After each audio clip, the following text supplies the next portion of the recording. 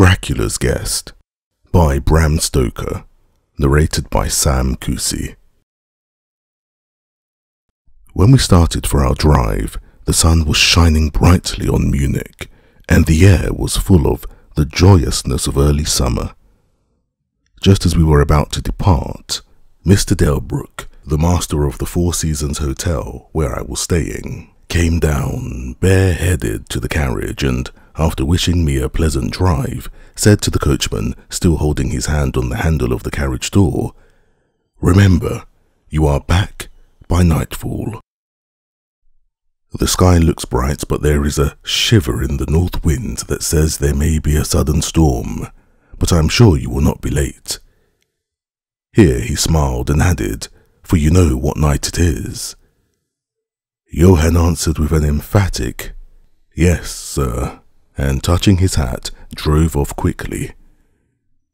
When we had cleared the town, I said, after signalling to him to stop, "Tell me, Johann, what is tonight?" He crossed himself as he answered laconically, "Walpurgis Night." Then he took out his watch, a great old-fashioned German silver thing as big as a turnip, and looked at it, with his eyebrows gathered together, and a little impatient shrug of his shoulders. I realized that this was his way of respectfully protesting against the unnecessary delay, and sank back in the carriage, merely motioning him to proceed. He started off rapidly as if to make up for lost time. Every now and then the horses seemed to throw up their heads and sniff the air suspiciously. On such occasions I often looked round in alarm. The road was pretty bleak, for we were traversing a sort of high, wind-swept plateau. As we drove, I saw a road that looked but little used, and which seemed to dip through a little winding valley. It looked so inviting that, even at the risk of offending him, I called Johann to stop, and when he had pulled up, I told him I would like to drive down that road. He made all sorts of excuses and frequently crossed himself as he spoke. This somewhat piqued my curiosity, so I asked him various questions. He answered fencingly and repeatedly looked at his watch in protest. Finally I said, "Well, Johann, I want to go down this road. I shall not ask you to come unless you like, but tell me why you do not like to go. That is all I ask." For answer, he seemed to throw himself off the box, so quickly did he reach the ground. Then he stretched out his hands appealingly to me and implored me not to go. There was just enough of English mixed with the German for me to understand the drift of his talk. He seemed always just about to tell me something, the very idea of which evidently frightened him, but each time he pulled himself up, saying, as he crossed himself, "Walpurgis Night." I tried to argue with him, but it was difficult to argue with a man when I did not know his language. The advantage certainly rested with him, for although he began to speak in English of a very crude and broken kind, he always got excited and broke into his native tongue, and every time he did so, he looked at his watch. Then the horses became restless and sniffed the air. At this he grew very pale, and, looking around in a frightened way, he suddenly jumped forward, took them by the bridles and led them on some 20 feet. I followed, and asked why he had done this. For answer he crossed himself, pointed to the spot we had left, and drew his carriage in the direction of the other road, indicating a cross, and said, first in German, then in English, "Buried him what killed themselves." I remembered the old custom of burying suicides at crossroads. "Ah, I see, a suicide. How interesting." But for the life of me I could not make out why the horses were frightened. Whilst we were talking, we heard a sort of sound between a yelp and a bark. It was far away, but the horses got very restless, and it took Johann all his time to quiet them. He was pale and said, "It sounds like a wolf, but yet there are no wolves here now." "No?" I said, questioning him. "Isn't it long since the wolves were so near the city?" "Long, long," he answered. "In the spring and summer, but with the snow the wolves have been here not so long." Whilst he was petting the horses and trying to quiet them, dark clouds drifted rapidly across the sky. The sunshine passed away, and a breath of cold wind seemed to drift past us. It was only a breath, however, and more in the nature of a warning than a fact, for the sun came out brightly again. Johann looked under his lifted hand at the horizon and said, "The storm of snow, he comes before a long time." Then he looked at his watch again and straightway, holding his reins firmly, for the horses were still pawing the ground restlessly and shaking their heads, he climbed to his box as though the time had come for proceeding on our journey. I felt a little obstinate and did not at once get into the carriage. "Tell me," I said, "about this place where the roads lead," and I pointed down. Again he crossed himself and mumbled a prayer before he answered. "It is unholy." "What is unholy?" I inquired. "The village." "Then there is a village?" No one lives there hundreds of years." My curiosity was piqued. "But you said there was a village." "There was." "Where is it now?" Whereupon he burst out into a long story in German and English, so mixed up that I could not quite understand exactly what he said, but roughly I gathered that long ago, hundreds of years, men had died there and been buried in their graves, and sounds were heard under the clay, and when the graves were opened, men and women were found rosy with life, and their mouths red with blood. And so, in haste to save their lives, aye, their souls, and here he crossed himself, those who were left fled away to other places, where the living lived, and the dead were dead and not something. He was evidently afraid to speak the last words. As he proceeded with his narration, he grew more and more excited. It seemed as if his imagination had got hold of him, and he ended in a perfect paroxysm of fear, white-faced, perspiring, trembling and looking round him as if expecting that some dreadful presence would manifest itself there in the bright sunshine on the open plain. Finally, in an agony of desperation, he cried, "Walpurgis Night," and pointed to the carriage for me to get in. All my English blood rose at this, and standing back I said, "You are afraid, Johann, you are afraid." "Go home. I shall return alone. The walk will do me good." The carriage door was open. I took from the seat my oak walking stick, which I always carry on my holiday excursions, and closed the door, pointing back to Munich, and said, "Go home, Johann. Walpurgis Night doesn't concern Englishmen." The horses were now more restive than ever, and Johann was trying to hold them in, while excitedly imploring me not to do anything so foolish. I pitied the poor fellow. He was deeply in earnest, but all the same I could not help laughing. His English was quite gone now. In his anxiety he had forgotten that his only means of making me understand was to talk my language, so he jabbered away in his native German. It began to be a little tedious. After giving the direction home, I turned to go down the crossroad into the valley. With a despairing gesture, Johann turned his horses towards Munich. I leaned on my stick and looked after him. He went slowly along the road for a while. Then there came over the crest of the hill a man tall and thin. I could see so much in the distance. When he drew near the horses, they began to jump and kick about, then to scream with terror. Johann could not hold them in. They bolted down the road, running away madly. I watched them out of sight, then looked for the stranger. But I found that he, too, was gone. With a light heart I turned down the side road through the deepening valley to which Johann had objected. There was not the slightest reason that I could see for his objection, and I dare say I tramped for a couple of hours without thinking of time or distance, and certainly without seeing a person or a house. So far as the place was concerned, it was desolation itself, but I did not notice this particularly till, on turning a bend in the road, I came upon a scattered fringe of wood.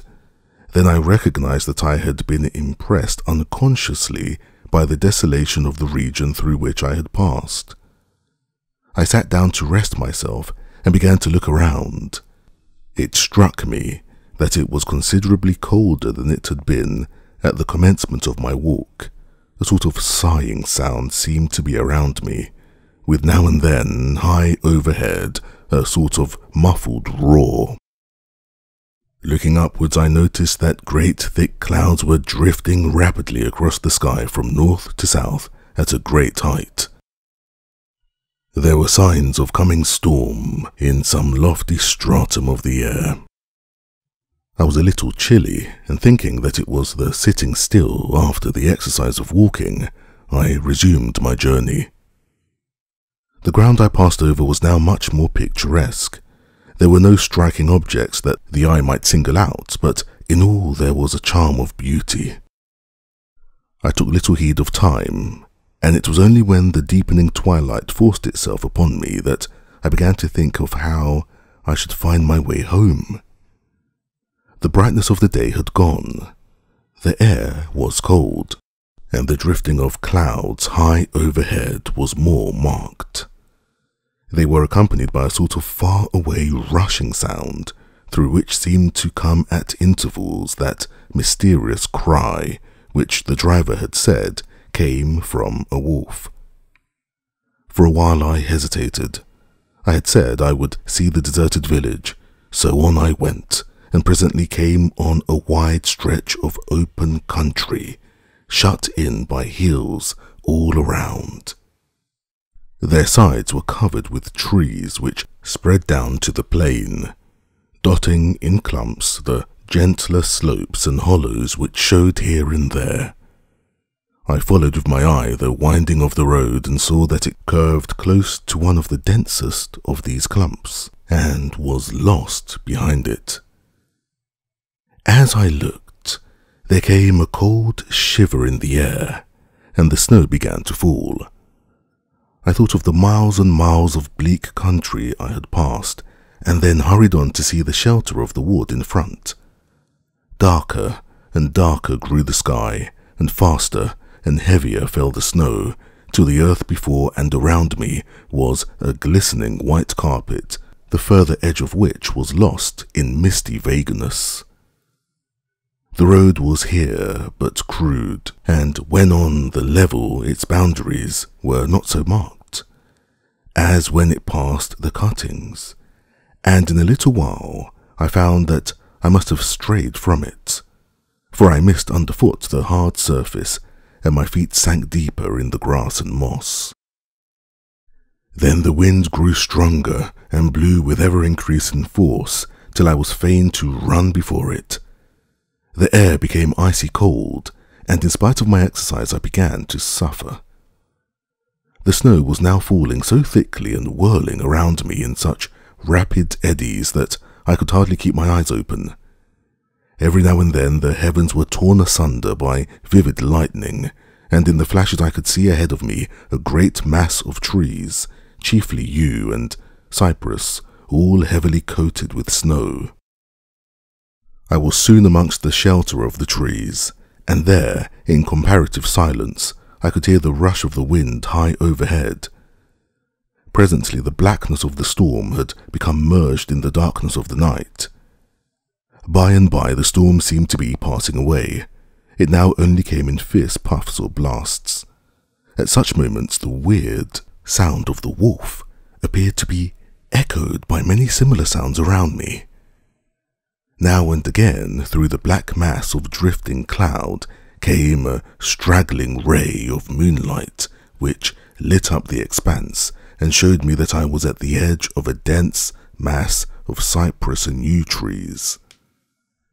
As the snow had ceased to fall, I walked out from the shelter and began to investigate more closely. It appeared to me that amongst so many old foundations as I had passed, there might be still standing a house in which, though in ruins, I could find some sort of shelter for a while. As I skirted the edge of the copse, I found that a low wall encircled it, and following this I presently found an opening. Here the cypresses formed an alley leading up to a square mass of some kind of building. Just as I caught sight of this, however, the drifting clouds obscured the moon, and I passed up the path in darkness. The wind must have grown colder, for I felt myself shiver as I walked, and there was hope of shelter, and I groped my way blindly on. I stopped, for there was a sudden stillness. The storm had passed, and, perhaps in sympathy with nature's silence, my heart seemed to cease to beat. But this was only momentarily, for suddenly the moonlight broke through the clouds, showing me that I was in a graveyard, and that the square object before me was a great massive tomb of marble, as white as the snow that lay on and all around it. With the moonlight there came a fierce sigh of the storm, which appeared to resume its course with a long, low howl, as of many dogs or wolves. I was awed and shocked, and felt the cold perceptibly grow upon me till it seemed to grip me by the heart. Then, while the flood of moonlight still fell on the marble tomb, the storm gave further evidence of renewing, as though it was returning on its track. Impelled by some sort of fascination, I approached the sepulchre to see what it was and why such a thing stood alone in such a place. I walked around it and read, over the Doric door, in German, Countess Dolingen of Graz in Styria sought and found death 1801. On the top of the tomb, seemingly driven through the solid marble, for the structure was composed of a few vast blocks of stone, was a great iron spike or stake. On going to the back I saw, graven in great Russian letters, "The dead travel fast." There was something so weird and uncanny about the whole thing that it gave me a turn and made me feel quite faint. I began to wish for the first time that I had taken Johann's advice. Here a thought struck me which came under almost mysterious circumstances and with a terrible shock. This was Walpurgis Night. Walpurgis Night, when, according to the beliefs of millions of people, the devil was abroad, when the graves were opened and the dead came forth and walked, when all evil things of earth and air and water held revel. This very place the driver had specially shunned. This was the depopulated village of centuries ago. This was where the suicide lay, and this was the place where I was alone, unmanned, shivering with cold, in a shroud of snow, with a wild storm gathering again upon me. It took all my philosophy, all the religion I had been taught, all my courage, not to collapse in a paroxysm of fright. And now a perfect tornado burst upon me. The ground shook as though thousands of horses thundered across it, and this time the storm bore on its icy wings, not snow, but great hailstones which drove with such violence that they might have come from the thongs of Balearic slingers, hailstones that beat down leaf and branch and made the shelter of the cypresses of no more avail than though their stems were standing corn. At the first I had rushed to the nearest tree, but I was soon fain to leave it and seek the only spot that seemed to afford refuge, the deep Doric doorway of the marble tomb. There, crouching against the massive bronze door, I gained a certain amount of protection from the beating of the hailstones, for now they only drove against me as they ricocheted from the ground and the side of the marble. As I leaned against the door, it moved slightly and opened inwards. The shelter of even a tomb was welcome in that pitiless tempest, and I was about to enter it when there came a flash of forked lightning that lit up the whole expanse of the heavens. In the instant, as I am a living man, I saw, as my eyes were turned into the darkness of the tomb, a beautiful woman with rounded cheeks and red lips, seemingly sleeping on a bier. As the thunder broke overhead, I was grasped as by the hand of a giant and hurled out into the storm. The whole thing was so sudden that, before I could realize the shock, moral as well as physical, I found the hailstones beating me down. At the same time, I had the strange, dominating feeling that I was not alone. I looked towards the tomb, then just there came another blinding flash, which seemed to strike the iron stake that surmounted the tomb and to pour through to the earth, blasting and crumbling the marble as in a burst of flame. The dead woman rose for a moment of agony, while she was lapped in the flame, and her bitter scream of pain was drowned in the thunder crash. The last thing I heard was this mingling of dreadful sound, as again I was seized in the giant grasp and dragged away, while the hailstones beat on me and the air around seemed reverberant with the howling of wolves. The last sight that I remembered was a vague, white, moving mass, as if all the graves around me had sent out the phantoms of their sheeted dead, and that they were closing in on me through the white cloudiness of the driving hail. Gradually there came a sort of vague beginning of consciousness, then a sense of weariness that was dreadful. For a time I remembered nothing, but slowly my senses returned. My feet seemed positively racked with pain, yet I could not move them. They seemed to be numbed. There was an icy feeling at the back of my neck and all down my spine, and my ears, like my feet, were dead, yet in torment. But there was in my breast a sense of warmth which was, by comparison, delicious. It was as a nightmare, a physical nightmare, if one may use such an expression, for some heavy weight on my chest made it difficult for me to breathe. This period of semi-lethargy seemed to remain a long time, and as it faded away I must have slept or swooned. Then came a sort of loathing, like the first stage of seasickness, and a wild desire to be free from something, I knew not what. A vast stillness enveloped me, as though all the world were asleep or dead, only broken by the low panting as of some animal close to me. I felt a warm rasping at my throat. Then came a consciousness of the awful truth, which chilled me to the heart and sent the blood surging up my brain. Some great animal was lying on me and now licking my throat. I feared to stir, for some instinct of prudence bade me lie still, but the brute seemed to realize that there was now some change in me, for it raised its head. Through my eyelashes I saw above me the two great flaming eyes of a gigantic wolf. Its sharp white teeth gleamed in the gaping red mouth, and I could feel its hot breath, fierce and acrid, upon me. For another spell of time I remembered no more. Then I became conscious of a low growl, followed by a yelp, renewed again and again. Then, seemingly very far away, I heard a "hello, hello," as of many voices calling in unison. Cautiously I raised my head and looked in the direction whence the sound came, but the cemetery blocked my view. The wolf still continued to yelp in a strange way, and a red glare began to move round the grove of cypresses, as though following the sound. As the voices drew closer, the wolf yelped faster and louder. I feared to make either sound or motion. Nearer came the red glow over the white pall which stretched into the darkness around me.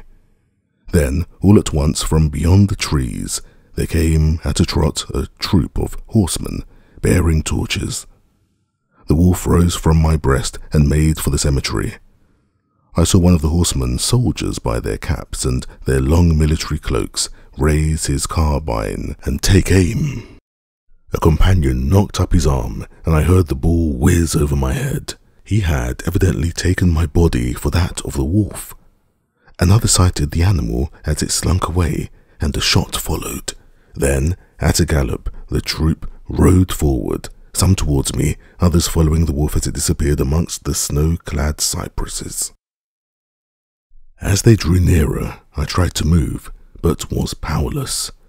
Although I could see and hear all that went on around me, 2 or 3 of the soldiers jumped up from their horses and knelt beside me. One of them raised my head and placed his hand over my heart. "Good news, comrades," he cried. "His heart still beats." Then some brandy was poured down my throat. It put vigour into me, and I was able to open my eyes fully and look round. Lights and shadows were moving among the trees, and I heard men call to one another. They drew together, uttering frightened exclamations, and the lights flashed as the others came pouring out of the cemetery, pell-mell, like men possessed. When the further ones came close to us, those who were around me asked them eagerly, "Well, have you found him?" The reply rang out hurriedly, "No, no, come away quick, quick. This is no place to stay, and on this of all nights." What was it? Was the question asked in all manner of keys. The answer came variously and all indefinitely, as though the men were moved by some common impulse to speak, yet were restrained by some common fear from giving their thoughts. It indeed, gibbered one whose wits had plainly given out for the moment. A wolf, and yet not a wolf. Another put it shudderingly. "No use trying for him without a sacred bullet," a third remarked in a more ordinary manner. "Serve us right for coming out on this night. Truly we have earned our 1,000 marks, were the ejaculations of a fourth. "There was blood on the broken marble," another said after a pause. "The lightning never brought that there. And for him, is he safe? Look at his throat. See, comrades, the wolf has been lying on him and keeping his blood warm." The officer looked at my throat and replied, "He's all right. The skin is not pierced. What does it all mean? We should never have found him but for the yelping of the wolf." "What became of it?" asked the man who was holding up my head and who seemed the least panic-stricken of the party, for his hands were steady and without tremor. On his sleeve was the chevron of a petty officer. "It went to its home," answered the man, whose long face was pallid and who actually shook with terror as he glanced around him fearfully. "There are graves enough there in which it may lie. Come, comrades, come quickly. Let us leave this cursed spot." The officer raised me to a sitting posture as he uttered a word of command. Then several men placed me upon a horse. He sprang to the saddle behind me, took me in his arms, gave the word to advance, and turning our faces away from the cypresses, we rode away in swift military order. As yet my tongue refused its office, and I was perforce silent. I must have fallen asleep, for the next thing I remembered was finding myself standing up, supported by a soldier on each side of me. It was almost broad daylight, and to the north a red streak of sunlight was reflected, like a path of blood, over the waste of snow. The officer was telling the men to say nothing of what they had seen, except that they found an English stranger, guarded by a large dog. "Dog? That was no dog," cut in the man who had exhibited such fear. "I think I know a wolf when I see one." The young officer answered calmly, "I said a dog." "Dog?" reiterated the other ironically. It was evident that his courage was rising with the sun, and pointing to me, he said, "Look at his throat. Is that the work of a dog, master?" Instinctively I raised my hand to my throat, and as I touched it, I cried out in pain. The men crowded round to look, some stooping down from their saddles, and again there came the calm voice of the young officer. "A dog, as I said. If aught else were said, we should only be laughed at." I was then mounted behind a trooper, and we rode on into the suburbs of Munich. Here we came across a stray carriage into which I was lifted, and it was driven off to the Four Seasons, the young officer accompanying me whilst the trooper followed with his horse, and the others rode off to their barracks. When we arrived, Mr. Delbrook rushed so quickly down the steps to meet me that it was apparent he had been watching within. Taking me by both hands, he solicitously led me in. The officer saluted me and was turning to withdraw when I recognized his purpose and insisted that he should come to my rooms. Over a glass of wine, I warmly thanked him and his brave comrades for saving me. He replied simply that he was more than glad, and that Mr. Delbrook had, at the first, taken steps to make all the searching party pleased, at which ambiguous utterance the hotel master smiled, while the officer pleaded duty and withdrew. "But, Mr. Delbrook," I inquired, "how and why was it that the soldiers searched for me?" He shrugged his shoulders, as if in depreciation of his own deed, as he replied, "I was so fortunate as to obtain leave from the commander of the regiment in which I served to ask for volunteers." "But how did you know I was lost?" I asked. "The driver came hither with the remains of his carriage, which had been upset when the horses ran away. But surely you would not send a search party of soldiers merely on this account?" "Oh no," he answered, "but even before the coachman arrived I had this telegram from Boyer, whose guest you are, and he took from his pocket a telegram which he handed to me, and I read, 'Bistritz. Be careful of my guest, his safety is most precious to me. Should aught happen to him, or if he be missed, spare nothing to find him and ensure his safety. He is English and therefore adventurous. There are often dangers from snow and wolves and night. Lose not a moment if you suspect harm to him. I answer your zeal with my fortune. Dracula.'" As I held the telegram in my hand, the room seemed to whirl around me, and if the attentive master of the hotel had not caught me, I think I should have fallen. There was something so strange in all this, something so weird and impossible to imagine, that there grew on me a sense of my being in some way the sport of opposite forces, the mere vague idea of which seemed in a way to paralyze me. I was certainly under some form of mysterious protection. From a distant country had come, in the very nick of time, a message that took me out of the danger of the snow sleep and jaws of the wolf.